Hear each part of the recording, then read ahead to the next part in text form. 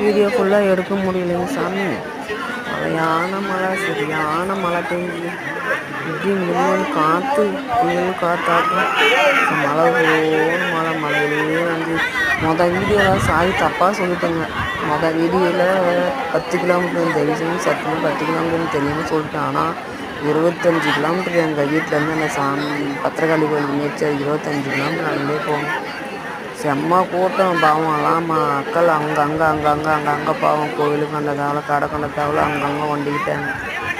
நாங்கள் முடிஞ்ச அளவுக்கு வந்து என்னால் இதுதான் வீடியோ எடுக்க முடிஞ்சிச்சு. பேசி என்னால் வீடியோ எடுக்க முடியல. ஒரு தம்பிகிட்ட கொடுத்து வீடியோ எடுத்தோம். நாங்கள் அந்த பக்கம் கீழே